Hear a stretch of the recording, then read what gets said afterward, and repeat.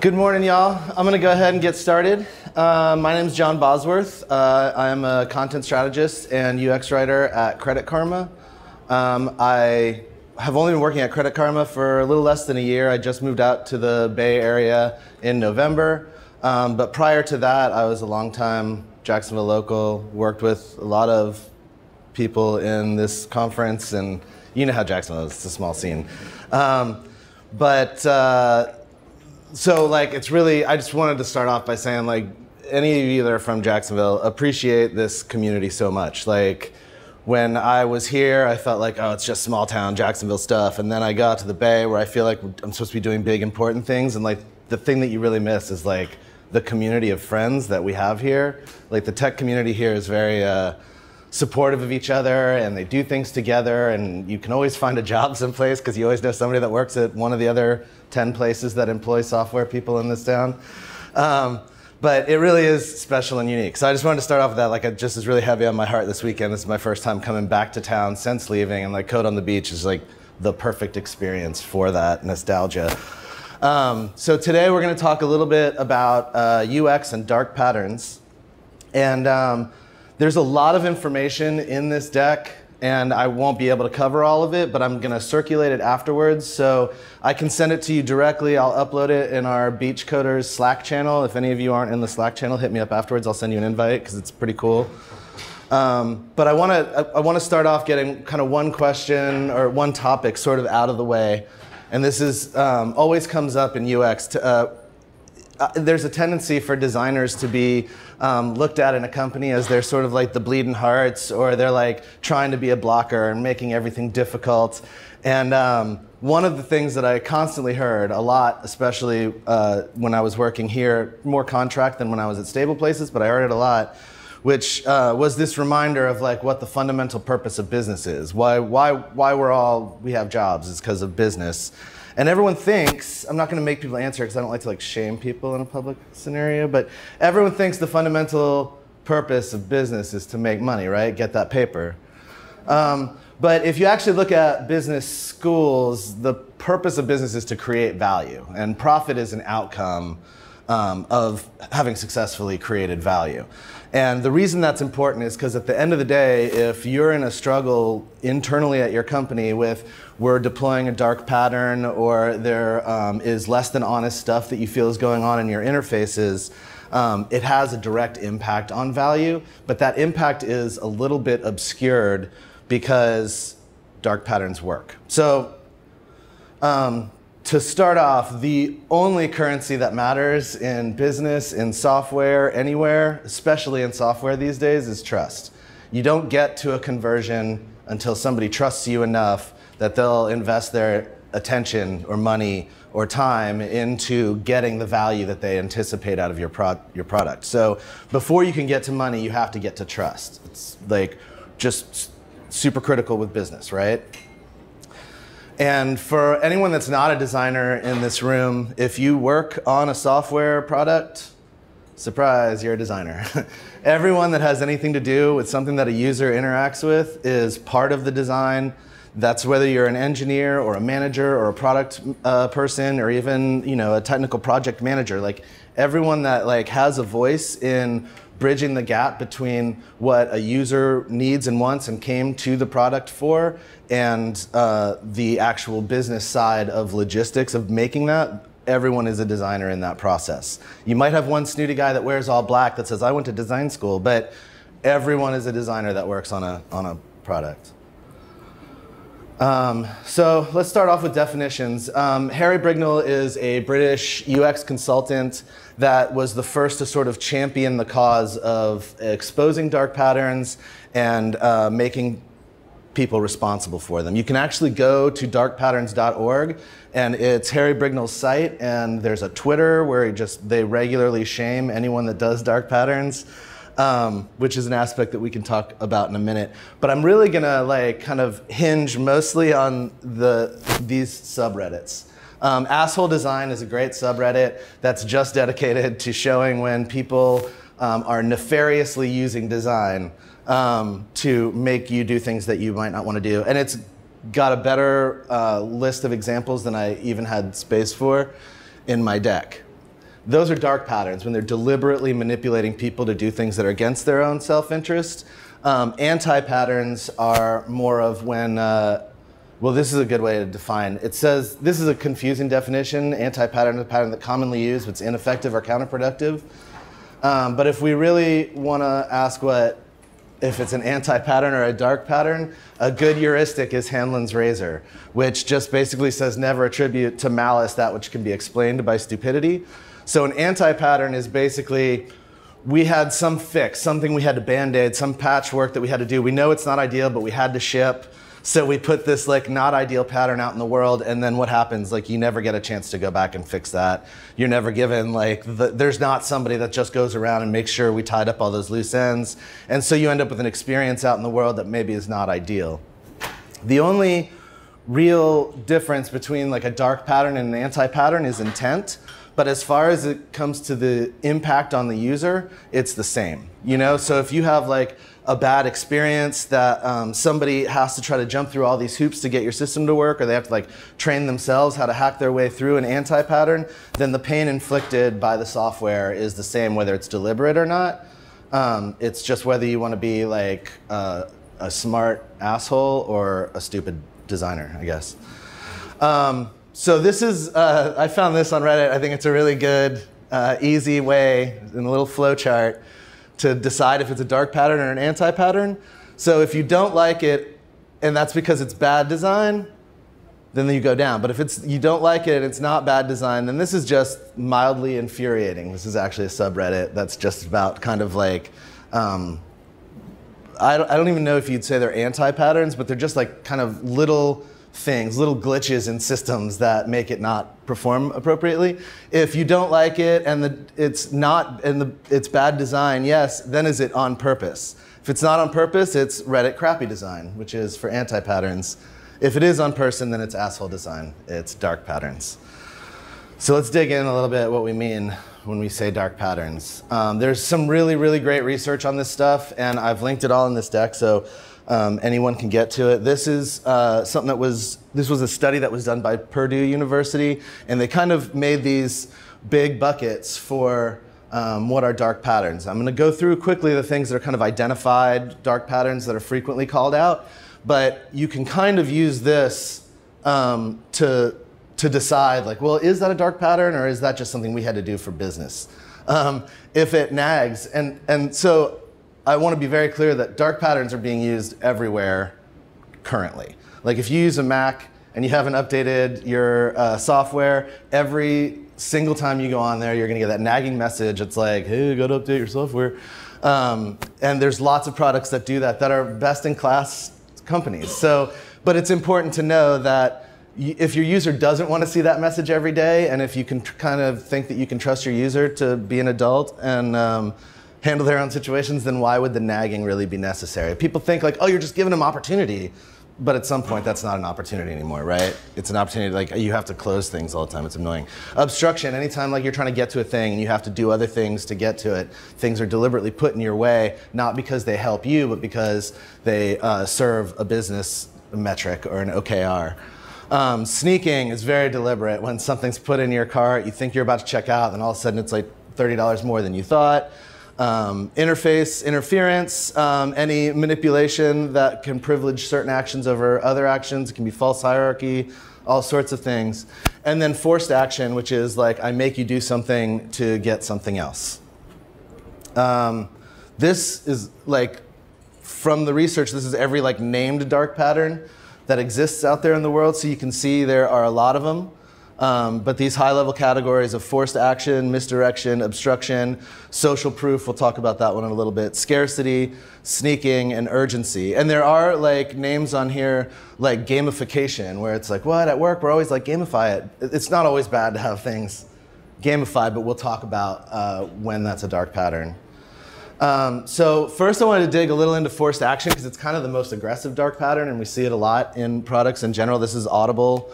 From Amazon that has this, click, do Audible for free, but as soon as your 30-day trial is up, you're going to get this $14.95 a month. But it's even trickier because they'll actually put you on the annual thing. They've pre-selected your annual rate. So like if you're not paying super close attention to that, then you could also have like $100 some odd charged to your card when you don't expect it. I used Shipped recently, and this happened to me where I was like, cool, I'll get my groceries delivered to me and then I'll cancel that thing.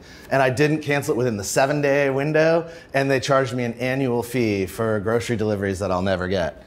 And this, I think this happens a lot more than we think, but there are some other interesting ones on here. Privacy Zuckering is probably my favorite titled one, and it is, as you might guess, named after Mark Zuckerberg and Facebook. It's defined as you are tricked into publicly sharing more information about yourself than you really intended to. This is one of the most recent ones added to the dark patterns list. Forced enrollment, I think, is one that you see a lot, where you're forced to allow something or to connect somebody else, invite your friends to LinkedIn to build up your network, whatever it is. Social pyramid is actually more of what I was just describing, but where it makes you get other people to participate in the thing. And then gamification isn't always bad. There's some great things to like an inertia and the idea of like people want to complete things, and so you can either use that to help them and engage in a process that's lengthier, or you can use it to exploit them because there is a completion bias. That's a real thing. So you're taking like a known cognitive behavioral situation, and if you're manipulating that just to make your own objectives and it doesn't help the user any, then that's gamification used in a dark way. Does anyone have any questions? Am I speeding through anything? We good? Okay. I'm not going to be able to go through all of these, but misdirection is the hugest column here because it's really easy to lie to people when they're in your interface. It's kind of an intimate moment, you know, whatever your interface is their entire experience. We'll talk about some of the reasons that dark patterns work, but misdirection is really just a form of lying. And if we're lying in our interface, I don't know that there's any way to justify we're doing good for our user. One of the really common ones that I think everyone probably will see and kind of giggle about when they see it in the real world is confirm shaming, where it's like, you know, sign up for this fitness app, yes, or no, I want to be out of shape, you know, and it's this way of like backhandedly saying like, we're going to let you say no, but we're going to make you feel like an ass while you do it, right? Visual interference is anything that kind of manipulates the functionality versus the visual of the website. Trick questions, you all know what this is. It's calling a choice. Often you'll have like column design, right, like grid work. And over here there'll be this stuff that's like very highlighted for you to pay attention to. And so you don't see over here on the screen where you've been, it's pre-selected for certain like insurance for your room on hotels.com or whatever. So it kind of like, it makes you look over here while it's doing things bad to you over here. Pressured selling can be anything from pre-selection to not letting someone get through a stream, use a flow without doing certain things. Disguised ad, false hierarchy. All of these, you can tell that if your friend did these things to you, you'd be like, oh, what a jerk. But when interfaces do it to us, we're like, oh, it's just business. But it really is bad. I'm not going to get into all the details of all of them, but scarcity is one you'll see a lot. Like, this room is booking fast. There's only 3 pairs of these socks left. And it's just, I'm never convinced that that's actually attached to an inventory number. I think that this is just somebody got an OKR of like, you need conversions up 15% in the next quarter. And so they're like, all right, let's always tell them it's the last one. Well, it's like on Expedia when you try to book yourself on. Like I had recently booked a room with Dell and it was like, only 3 left this price. And I was like, okay, I need to make some decisions. 2 days later, only 3 left. I'm like, there's no way. Yeah, exactly. I actually, I booked a conference very recently, a behavioral design conference, which you'd think would be especially astute to dark patterns. And when I went to the actual checkout page, it said like, only 4 left for this session. I was like, oh snap, I better get it quick. And I bought it. And this was like a $1,200 purchase. And I went back the next day and it no longer had any messaging about how many were left. Like, they had the cookie that I'd already bought, so no longer was it necessary to give me the false urgency. And there were other people at my work that I was like, I think I got like the last ticket, but I probably didn't at all. This is a great example of nagging. I don't know if anyone's ever tried to turn off your notifications on Facebook Messenger. It made me uninstall the app completely. Like, it got so annoying. Every single time I would open Messenger because somebody would message me, it would like take over screen. You have to like say no to this. I'm gonna make you say no to it 10 more times this week. And this is hidden costs, one of those things where care and handling or extra fees are added in there, and it's not really clear what you're paying for. This is where this comes to a head, because we can easily justify things and say that it's business. That's how business is. We have to do what we have to do. The manager said, whatever. But software's changing. This is a great quote by Mike Monteiro, who wrote a book called, I'll show you a little bit about it later. But he talks about how things are changing. Software now is at a point of maturity where it can no longer get away, like Uber gets away with being a software company, and so they don't have to follow regulations for car services or taxis, right? But that window is rapidly closing when we have things like the Volkswagen engineer. This is a software engineer that made the software that lied about Volkswagen emissions. So he made software that made it so while they're testing the emissions, it would look okay. But then after testing was over, it would resume normal operations, which had a lot more emissions than were conveyed in the test. And he's currently serving a 40-month sentence, and that's not like a huge deal. There's a lot worse white-collar crimes that happen, and probably much worse punishments. But this is an interesting change. This is a person that said he's just building the thing that his boss said, and now has jail time. And that's a very extreme example, but I think that we're going to see more and more of that as we move forward and as we see Zuckerberg appearing before Congress more and more. And there's also this new thing called the regrettatorial, where you get these people, engineers and designers that worked for Facebook or Google and or Twitter, that feel like they've done a terrible thing in the world by creating the retweet button. Just because the sort of the lies and the pain that's able to be so quickly duplicated and spread out to so many more people. And then when you add on top of the fact that this stuff is deceptive, that it actually causes real harm in the world, and it's easy for us to be like, well, it might be annoying, but are you really like creating harm in the world? But if you think about how often, at Credit Karma, we have 100 million users. So if I have one anti-pattern in my product where the loop circles back and they're never able to actually like complete the thing that they want to complete, and then I think about how that's amplified across 10 million users that day, like that little bit of annoyance becomes a lot more of pain. And that's just when you're talking about a totally able-bodied user. When you start talking about people living with disabilities that are trying to use screen readers to interface with a thing, and there's a pop-up of I want your net promoter score, and there's a pop-up over that of like sign up for our newsletter. Like, how hard is that for somebody with a vision disability to be able to understand what's happening and get to what they actually came to the site for? And so then we're also going to see, and we already are seeing in Europe especially, a lot more lawsuits, a lot more instances where people have justifiable claims to sue the designers of that software. So these are things that we have to consider when people say it's just business, I'm your boss, just make the thing. Like, we kind of have to answer for what we're putting out in the world, because if we don't, I don't know who does necessarily. So one of the main things about dark patterns, especially if you come from a culture that believes in quant testing, a lot of like A/B testing, is dark patterns appear to work. So if I have a website that people are coming to because it tells them their European shoe size when they put in their American shoe size, and that's what they come there for, they just want to know their European shoe size for some reason. When they get to that interface, and then I put a takeover that's like, hey, do you have a car? And they're like, okay, yeah, I have a car. So they click yes to a car. And now I've taken them into a whole flow so that like I can qualify them for a car deal that's just for people looking for European shoes. They will convert because they think the only way that I can get through this is to do what this takeover is asking me to do. And then at the end of the day, when you're looking at the numbers at the end of the week and saying like, oh wow, you got so many more people to sign up for that car thing, great work. But at the end of the day, that person went through that whole flow, ends up on this car thing, and they're like, I just want to know my European shoe size. You're not going to know that person, that there was more to the story than just the click conversion that you were tracking for that particular interaction.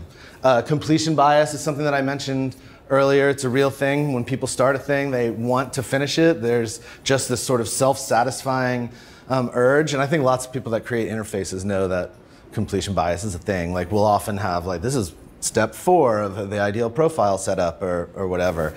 And then shame is like super real. I don't know if any of y'all have parents like mine, but my dad is really, really bad at computer interfaces. He gets stressed out. He doesn't know which words he should read. He never like focuses in on the buttons. Like there's this big button there. That's the only thing you need to know on that whole page. But he'll just get confused by it all, and he feels like the computer's smarter than him, the people making these things are smarter than him. If he doesn't understand it, it's him. It's not the designer of the interface or the company that's representing.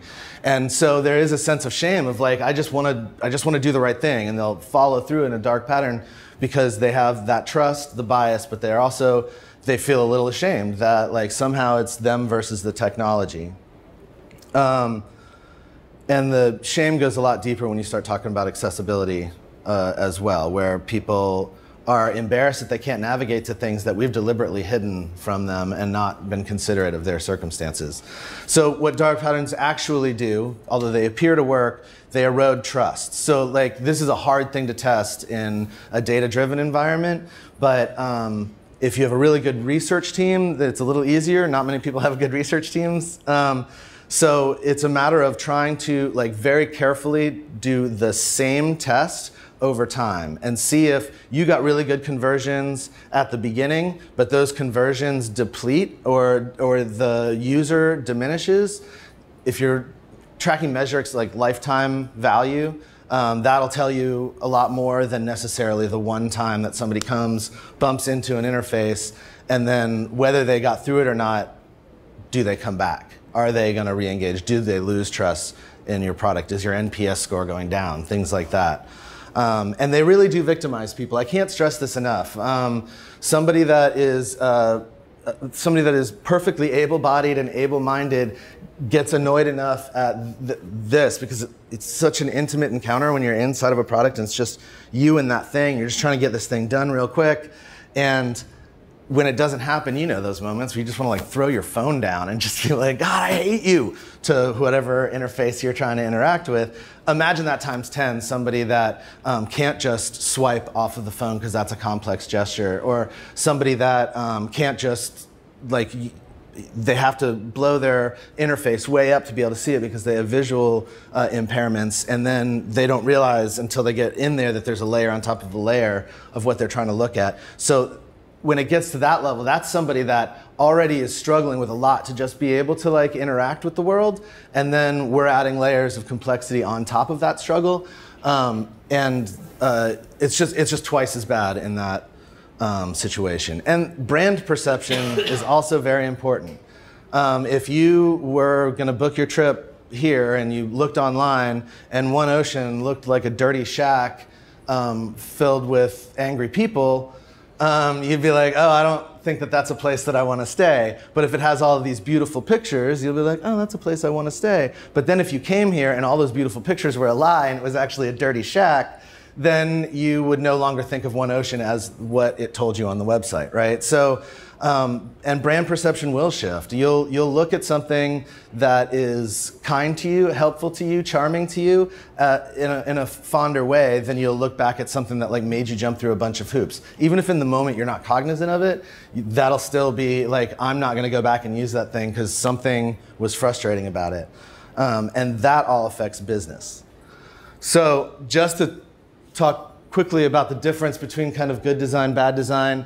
Good business, bad business. Good business is creating value that is compelling enough that people will invest their time, money, attention to be part of. Bad business is when you deceive or force people into a transaction they wouldn't engage in otherwise.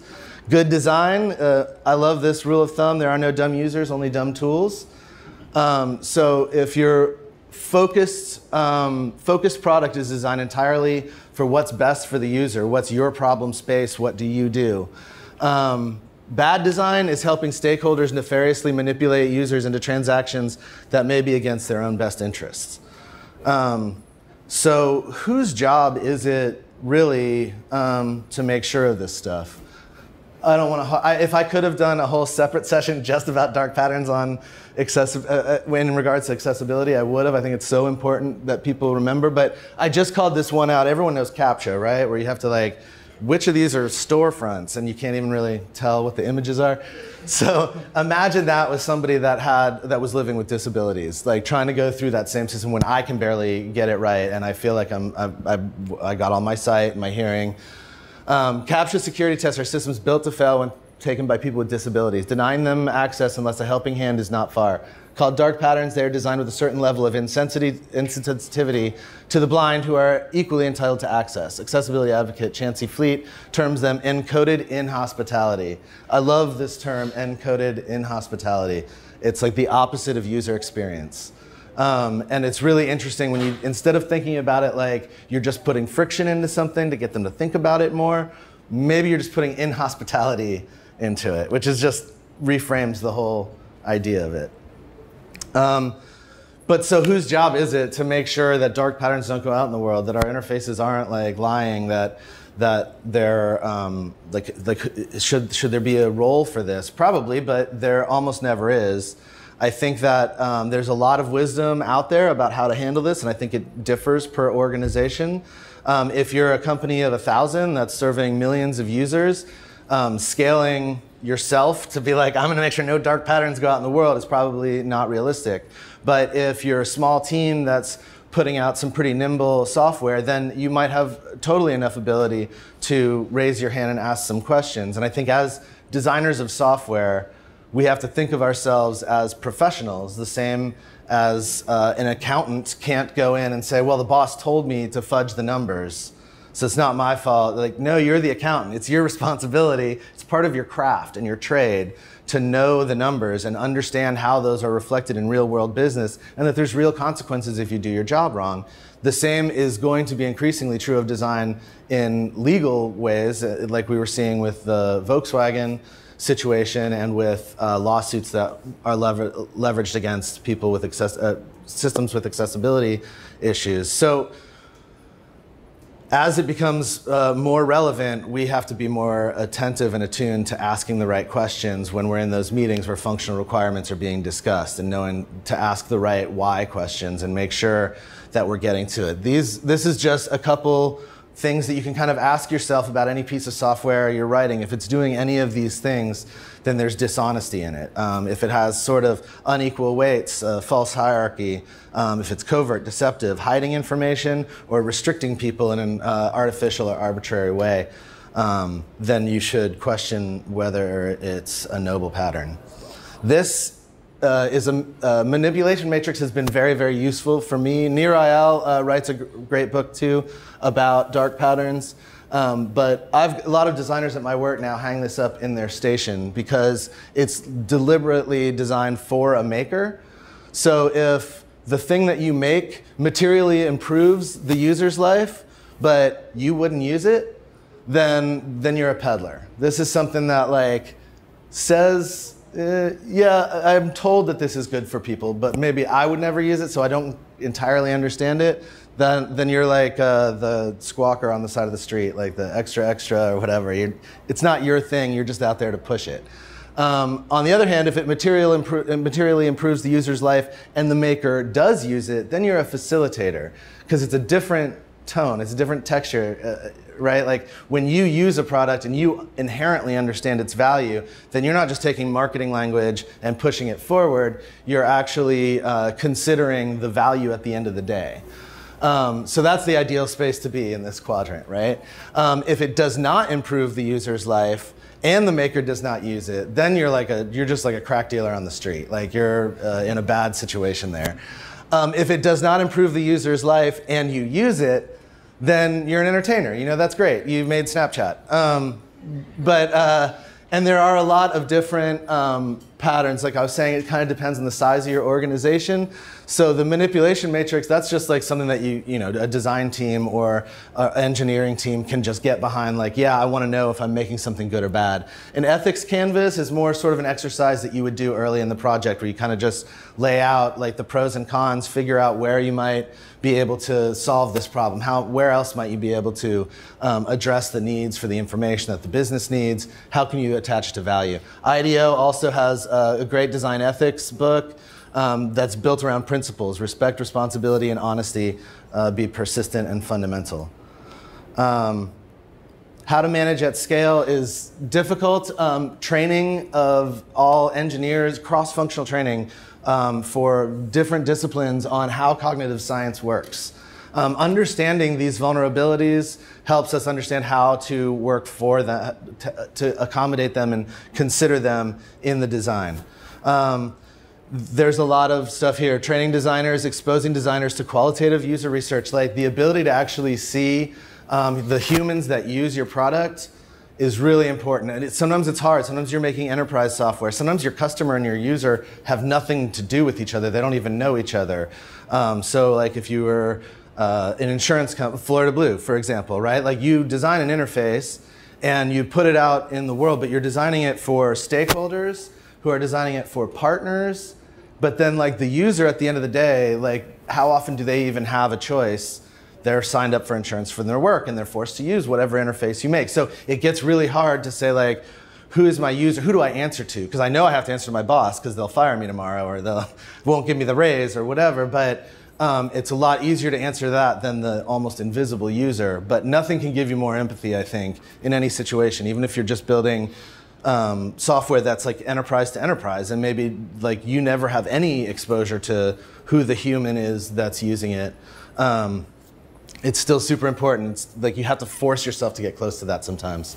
Define and maintain principles. Principles are really, really important. Lots of times people will look at it like, this is just bleeding heart stuff. Why are you making me talk about all this philosophical stuff?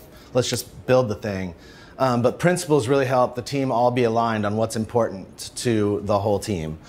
Define and maintain principles. Usability testing is huge, and I always encourage usability testing with people with disabilities. You'll learn so much more about your product. Designer accountability, user support feedback, A/B testing, the flow with, without friction. So if somebody's saying build this into the system and you're saying this is so much friction, this is unnecessary, we don't need to do this. If you have the opportunity to A/B test what you think it should be without the friction versus the friction, then you can use those conversion numbers in your favor and say, well, you're making conversions worse and you're lying. When it gets to larger scale, the thing that I'm trying to do at my work now is forming a cross-functional ethics committee. There's a lot of people at most tech companies that are real humans, that have real consciousness, that don't want to be designing bad things, that want to be practical but also want to be ethical. If you can get those people together and find you can be empowered as a group that's committed to it. You can center around ethics that you all agree in, and then no single one of you has to be like the asshole that's a blocker, right? You have a whole committee to be the asshole blocker. So at the end of the day, it's really about like being the pro. Use the force. How much time did you spend on your solution versus how much time do you spend on the problem? And this is really, in software, critical. We spend 80% of our time in the solution space and less than 20% of our time actually in the problem space. Seeing the person with the problem, understanding the nuance of the person engaged in the problem. So we have to know the user and the problem, and not just the customer. That goes, again, to like enterprise tech, or when you're building something that you don't ever have necessarily access to who the user at the end of the day is. You are much more familiar with who the customer is that you have to design for. But the closer you can get to the user, and I would say by like any means that you can, if it's a matter of like becoming good friends with somebody on the support team, whatever it is, the more you can understand about the problems people have in your software, the more you'll be sensitive to where you're being noble and where you're not.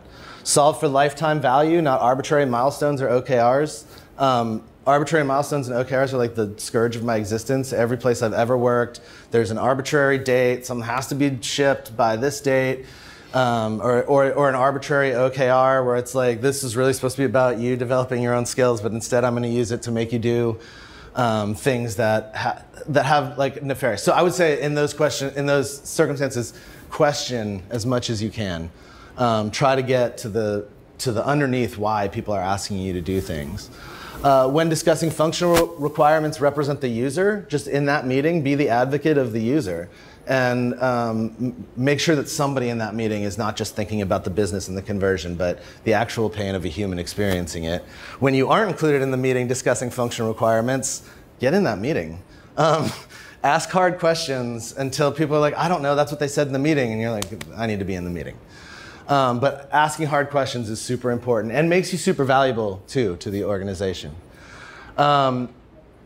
Be a professional. You're responsible for the impact of the things you help make. So even if you're just like a lowly engineer on the Death Star, you still blew up that planet. And I think that at the end of the day, that's really the place where we kind of have an ethical responsibility to say, like, I have to stand up and talk about this. So at the end of the day, good business comes from building trust, and trust comes from being genuine, authentic. A lot of the stuff that I used in this session is linked here, and some other fun stuff. Again, I'm going to share this so that everyone will have access to all of these. But that's most of the talk. Does anyone have any questions? You guys want to talk about dark patterns? I like this slide. Yeah? So I have a question about, you were kind of talking about organizing and coming up with like a code method. Yeah. And you know, I've noticed this in the course of my career where there's usually like something like what happens with Facebook, how they've been manipulating the latest into attacks, like the TurboTax, and how they manipulate customers. Totally. But every time that happens, usually there's like a call from, a lot of the design community to say, okay, we need to do something about this. And the biggest thing that I see is that usually it kind of, rah, we get together, then nothing really comes from it. Right. But we also can't seem to agree on like what level. So some people have been like, we need a Hippocratic oath. Some people have been like, we need to have a bar exam, just like lawyers. Totally, yeah. Where in order to, actually design, quote unquote design, you have to go through all these steps. Right. I'm just curious about kind of where do you think we should go in terms of our field, and how far should we go towards, complete control in terms of a bar exam, or should we just kind of have like an oath that we put on our wall? Yeah, I think that it's inevitable that at some time there will be like a certification that like you have to know, like WCAG, and you know what I mean? Like there'll just be stuff that like you'll have to do eventually. And I think getting ahead of that is always beneficial. But also I think every organization is a little bit different. You kind of have to figure out the way, what the lever is for your organization. But you're absolutely right. Like people will get real gung-ho about it when it's in the news, and it's like, this is my chance to like, we can be ethical, we can do something good here. But then that fades over time because there's no measurement that's in the company that help, like you're not gonna get a raise for it, right? And so there's a lot of ways to handle that. At my company right now, I'm lobbying to try to like find executive support so that I have somebody that'll be like, yes, we're into it. LinkedIn did this really cool thing for accessibility in their company where they have the guy that runs their accessibility department is just amazing, and he created this program where people on different teams are nominated by the people on their team, like, hey, this person's like really good about helping us keep our product accessible, and then that person will go and work with the accessibility team some percentage of their quarter, and they'll have OKRs to meet that are just around how much more accessible are you making certain parts of the product. So that's a way that it gets onto your OKR chart. Somebody's answering for it at the end of the quarter, but also that person gets to take that knowledge, because part of being in that is they get lots of extra trainings and access to a lot of materials, and just a group of people that have the point of view of being sensitive to those vulnerabilities. And then they go back into their regular team when that quarter is over, and they're huge evangelists for the accessibility. I think the same thing could be applied to doing like getting rid of dark patterns or making our interfaces more honest. And then another option is you can find some of these external resources and just say like, can we all align behind this? Like one of the things I have linked in this deck is actually like a UX, it's basically like, this is what the bar exam would be for UX. Like these are the things that people need to be trained in to understand cognitive science and those disabilities. And then everyone can feel like it's a a third party that you're organizing around, which doesn't make it just sound like, oh, you're some sort of like web bully that's trying to tell me what I can or can't do. Yeah. Yeah, so this is an amazing presentation. I appreciate you hitting the ethical topic head on in this one. Yeah, thank you. I'm speaking on something similar later today, ironically. Oh, cool. And I think for me, not using the word ethic, like the second you drop the E word, every executive in the room, it's a completely different meeting. That's a good point. point. We have, had some success in the past is to lead with what's right and what's wrong, which is what ethics is, and lead with economics.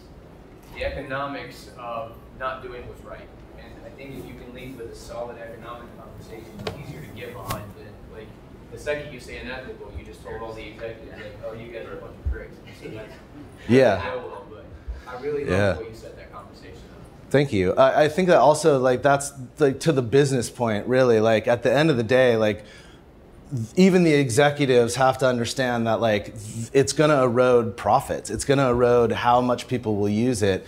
And once you erode that, you can't rebuild that. It's like time to start a new company. You know what I mean? Like, so yeah, it's like important for business. So I have a question. Yeah. Oh, maybe not a question. I'm going to think as I talk. That's cool. So Mike mentioned about us going to the business and having these discussions.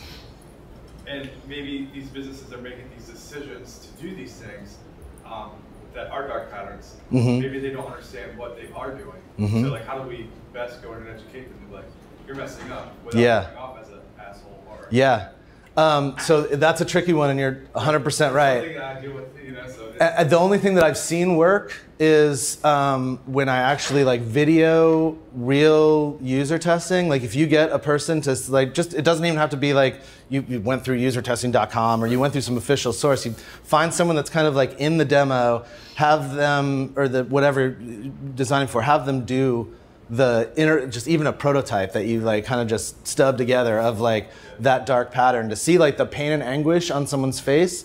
And then even an executive would be like, I don't want to do that to somebody with my product. Right, Like, because if I'm an executive, I'm gonna be like, I don't want to erode my own trust in my business. Right. So I don't think they're maliciously making these decisions. Totally. To go in and say, hey.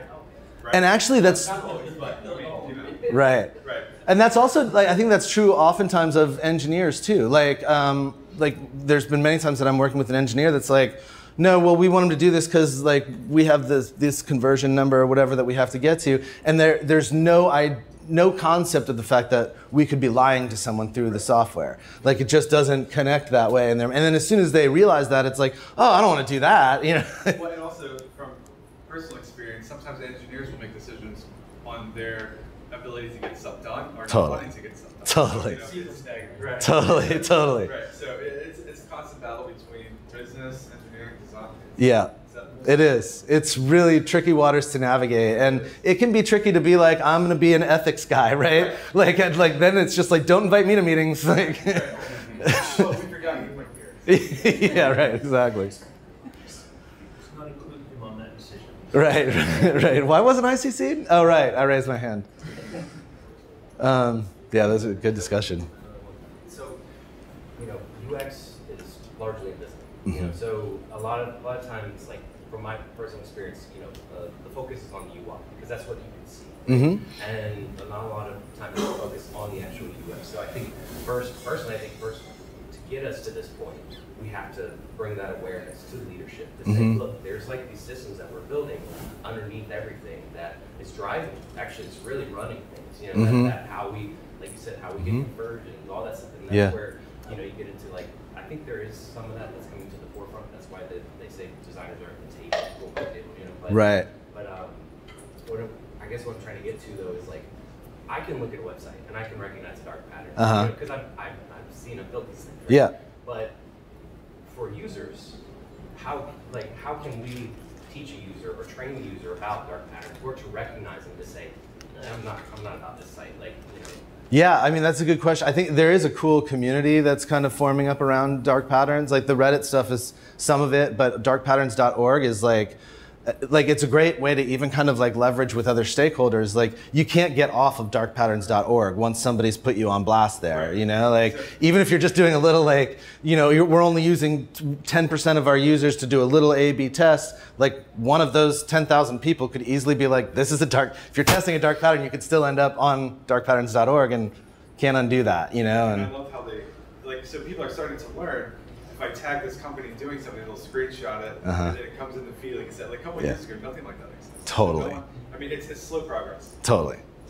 But you're right, like the user, again, that comes out to the shame thing, right? Like sometimes you can have, like if you're able to build a little widget that allows somebody to offer freeform feedback, you'd be surprised at how often you'll learn how inaccessible, like some of the stuff that you, I mean, not you necessarily, but I learned that a lot. Like as soon as you put that widget in there, people that are really struggling to use your interface will communicate it. And that is something that you can surface up to stakeholders and be like, this is real pain, experienced and conveyed through our product. Like we should do something about it. We're in their Twitter feed. Right. And if you can, that's like always the thing, right? Like we should address this now before it ends up on Twitter. Good discussion. Anyone else and talk about anything? Dark patterns? Thank you so much for your time today. Thanks.